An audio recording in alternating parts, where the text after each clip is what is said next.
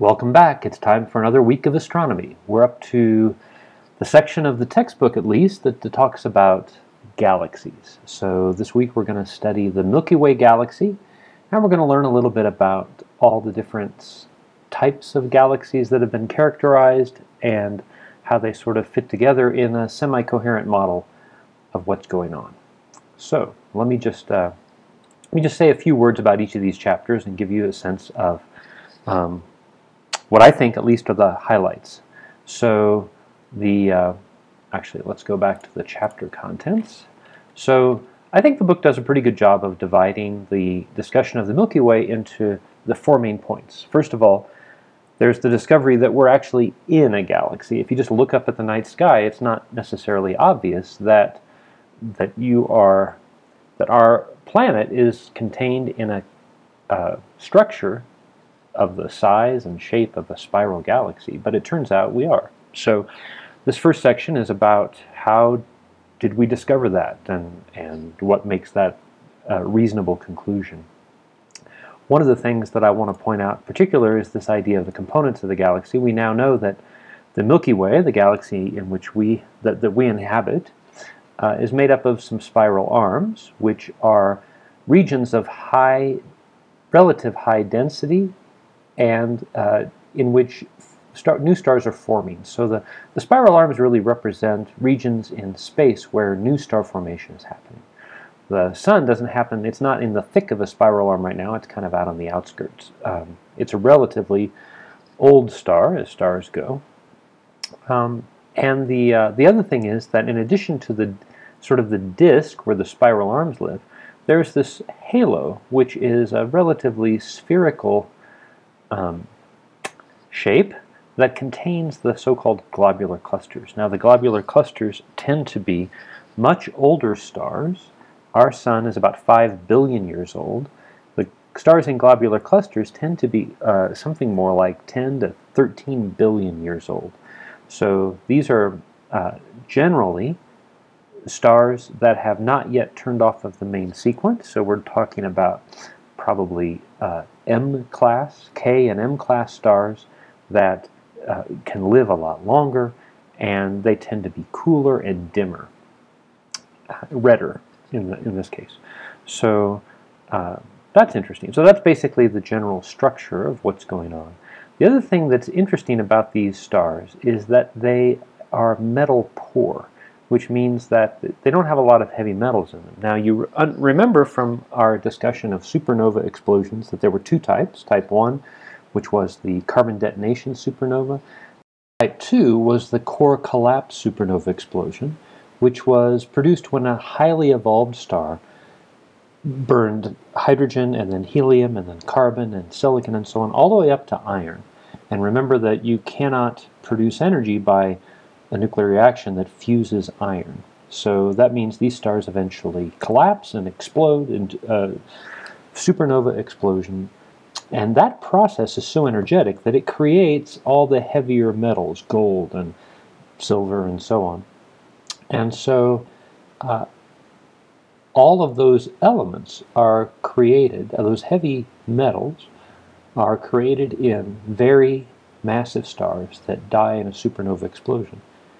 Well, those materials are present in the disk and in the disk stars, like our Sun. Our Sun has a significant amount of metal. Obviously, we have lots of metal in our solar system because we can make things like bridges and cars and so on.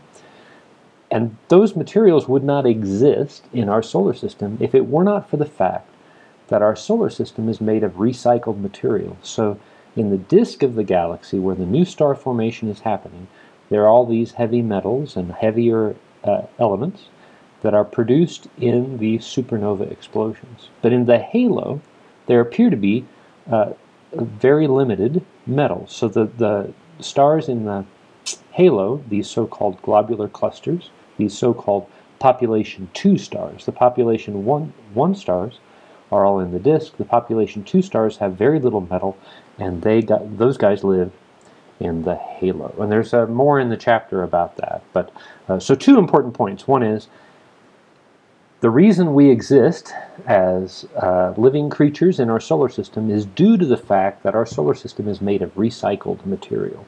It's been through at least 1 or 2 stars, very massive stars that produced all these heavy metals, and that includes not only metals but also anything heavier than hydrogen and lithium. So that means carbon and oxygen, all these other elements had to be created in stars.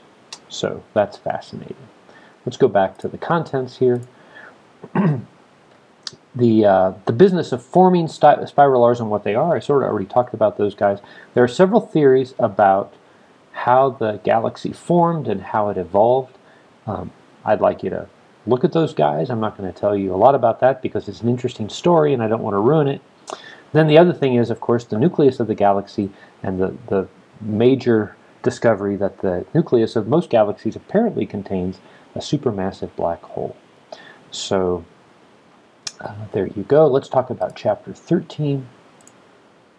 This Chapter 13 is about the family of galaxies. So that means what different types of galaxies are there. We obviously are in a spiral galaxy. There's also barred spirals. There's also elliptical galaxies, and there are irregular galaxies. And Hubble made, I think, a reasonable attempt to categorize galaxies, much in the same way that we categorize stars, as main sequence and red giants and red supergiants and white dwarfs and so on. Galaxies also are characterized by various features, and this chapter is sort of about that. I would say a major division is between sort of the active galaxies and the not so active galaxies. Our galaxy is not an active galaxy, but there are galaxies that have produced tremendous amounts of radiation, the so-called quasars, Seyferts, and so on.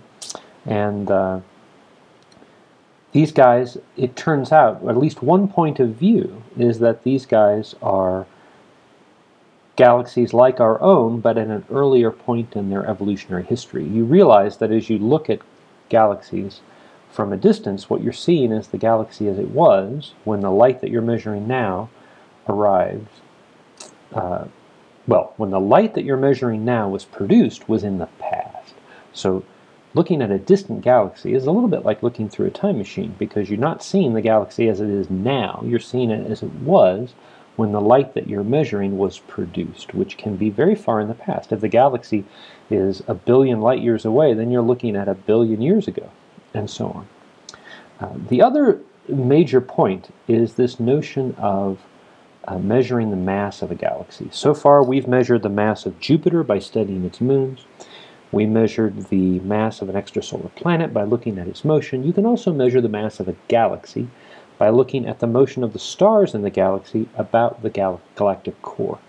And what folks have discovered is that the mass of most galaxies is far greater than the mass that can be explained by the light that the galaxy produces. So what that means is a tremendous fraction of the mass of a galaxy is non-luminous, and that has been given the name dark matter. So I would say that one of the most important ideas of this chapter is the notion of dark matter, the notion of measuring the mass of a galaxy by the motion of its stars, and the idea that the mass of a galaxy is distributed throughout the galaxy.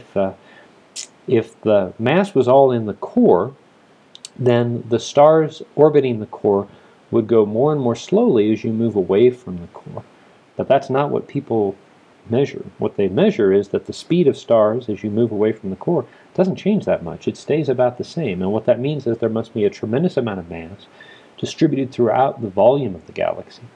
But that mass is not very luminous. And so that's the idea of dark matter. So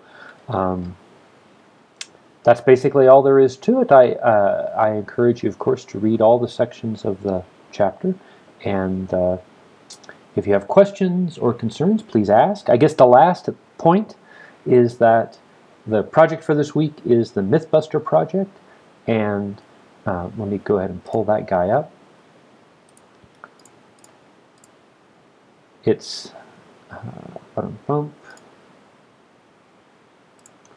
where is that guy? It's right here, Mythbusters.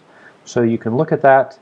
Basically, the idea is you need to identify a myth, some idea that it could be correct or it could be incorrect, but the idea is to go out and find scientific evidence one way or the other that either supports the myth or rejects the myth, and then explain that. That's basically the idea. Anyway, you can read about it here.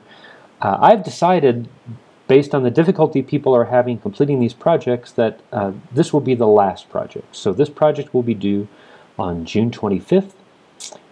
It will be a 2-week project, and so I obviously expect it to be maybe a little more fleshed out than some of the others, but it is due. The 25th is going to be a firm deadline, because I will not be able to accept late work and get it graded and turned in. So, all right, we'll see you guys